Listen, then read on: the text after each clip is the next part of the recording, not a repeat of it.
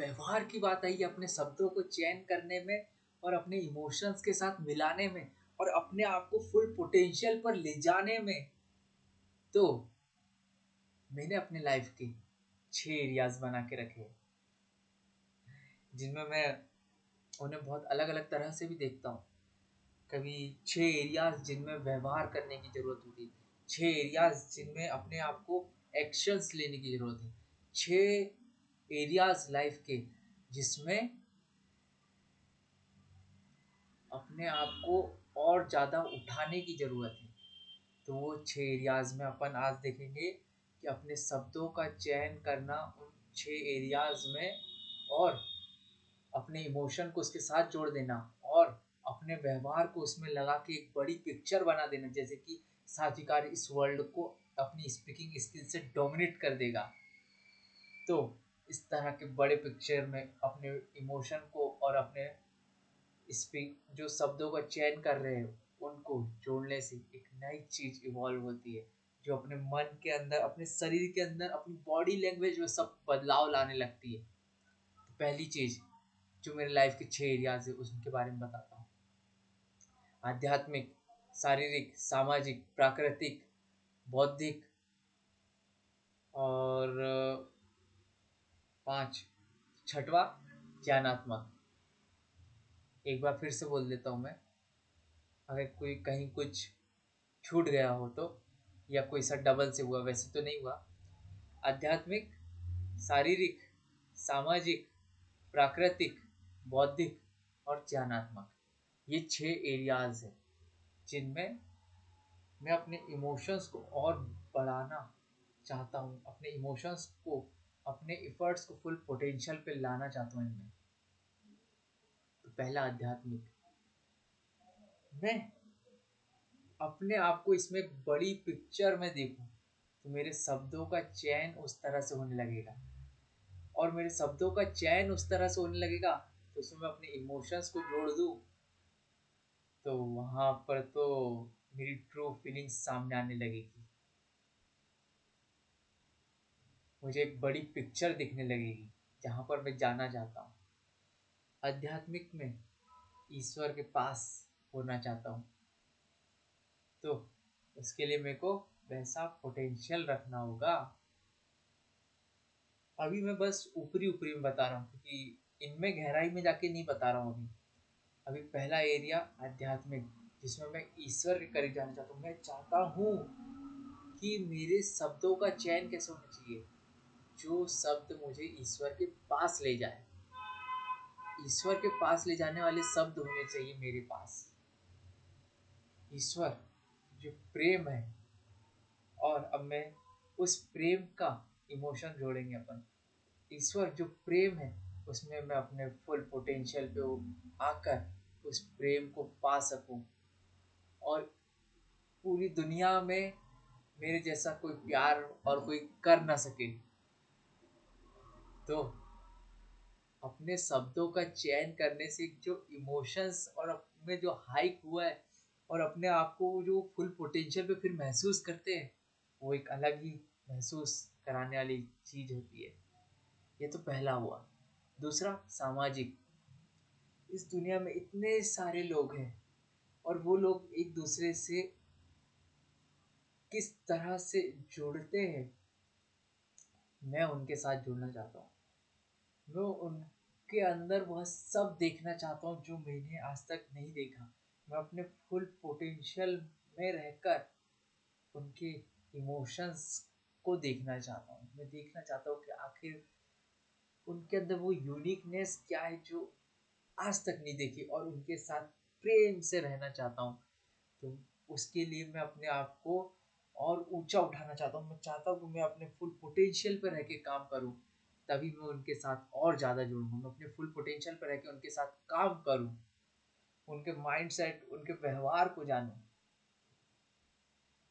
और दुनिया में कोई ऐसा ना हो जो मेरे जैसा बन सके फिर। मगर इस तरह से नहीं बोलूँगा, दुनिया में इस तरह से हो कि मेरे साथ साथ दूसरे लोग भी और ऊपर ऊपर उठते जाए, ये सही है। इस तरह से शब्दों का चयन होगा, फिर अपन तीसरे पे आ जाते हैं, शारीरिक।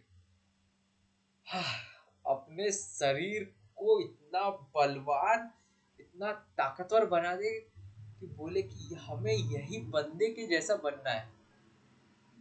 इस तरह का पे अगर पहुंचना चाहते हैं, तो अपने शब्दों का चयन करना होगा। मेरा शरीर में शब्दों का चयन करने से एक चीज अभी और मेरे को समझ में आई, कि शब्दों का चयन करने के साथ साथ विजुअलाइजेशन भी अपना होना चाहिए। क्योंकि कोई चीज अगर पिक्चर के फॉर्म में अपन को बड़ी दिखेगी, वो जो पिक्चर अपन देखेंगे वो विजुअलाइजेशन में ही तो देखेंगे। तो विजुअलाइजेशन अपन को पिक्चराइज कराएगी और अपने शब्दों को उसके साथ अटैच कराएगी, वो पिक्चर के साथ। तो अपन, और फिर उसमें अपन अपना इमोशन का तड़का मारेंगे फुल पोटेंशियल का, तो एक नई चीज इवॉल्व होगी। और इस तरह से मेरा शरीर भी और ताकतवर बनेगा। मैं अपने शरीर को खूब ताकतवर बनाना चाहता हूँ। मैं चाहता हूँ कि जो सबसे ताकतवर इंसान है, उसको के साथ रहकर मैं अपने शरीर को ताकतवर बना रहा हूँ। और अपने उस तक पहुंचने के लिए मैंने अपने पूरे फुल पोटेंशियल को लगाया हुआ है, और मैं वहां पहुंचकर उसके साथ सीख रहा हूँ। तो हुआ ना एक अलग इमोशन में, मतलब हाँ भाई क्या बात कर रहा है। ये तीसरा एरिया होगा। चौथे पे अगले इसमें आ जाते हैं फिर सात्विकारी शायरी, या इसी में कंप्लीट कर दे, इसी में कंप्लीट कर दे, छोड़िए अपन इतना सोचते नहीं। चलिए, चौथा एरिया बौद्धिक लेवल। मतलब जो इस दुनिया का सबसे इंटेलिजेंट इंसान है, जो भी है, उसके जैसा मैं बनूंगा। बनूंगा नहीं, मैं हूँ। और मैं उतना इंटेलिजेंट इंसान हूँ जो इस दुनिया में किसी ने नहीं देखा। और उसके साथ अपने इमोशंस को जोड़ दिया है, कि मेरा फुल पोटेंशियल पे हर समय मैं अपने आप को बढ़ाता रहता हूँ, क्योंकि फुल पोटेंशियल की कोई लिमिट नहीं। इसलिए मैं हर समय अपने आप को और ज़्यादा इफर्ट्स लगा के अपने फुल पोटेंशियल पे पहुंच रहा हूँ। और अपने बौद्धिक लेवल को, अपने इमोशंस को, अपने लॉजिक सेंस को इतना हाई कर दिया है कि लोग भाग मेरे साथ आते हैं बात करने के लिए। एक अलग ही इमोशंस में जीते अपन। फिर पांचवे पे आ जाते हैं प्राकृतिक। इतने सारे नेचुरल लॉज है जिन्हें मैं जान रहा हूँ, जिनके साथ रहते हुए मैं काम करता हूँ। जैसे कि ब्रह्म मुहूर्त में उठ के, सुबह 4 बजे उठ के मैं काम करता हूँ, क्योंकि वो नेचुरल का एक लॉ है, नेचर का एक लॉ है कि उस समय पे आप अपने फुल पोटेंशियल पर रहते हैं। तो मैं अपने फुल पोटेंशियल को उस फुल पोटेंशियल के साथ मिला के डबल कर दूंगा। तो यह होगा मेरा प्राकृतिक लेवल। मतलब मैं अपने नेचर के लॉज के साथ चलना सीखूंगा, उनके साथ बैलेंस बना के वो ऊपर उठ रहा हूँ। और उसे एक बड़ी पिक्चर में फिर देखा जाएगा कि मैंने दुनिया में इस तरह से नई नई चीजें इजाद कर दी, प्रकृति के लॉज के साथ मिलकर। फिर अपना छठवां ज्ञानात्मक लेवल, जिसमें मैंने हर एक चीजों को जाना और अपने फुल पोटेंशियल पे रहकर सबके सामने वो बातें रखी। कोई बात छुपाई नहीं, सब सामने बोलते गया मैं। और हर चीज में जानता गया और आपके सामने रखता गया।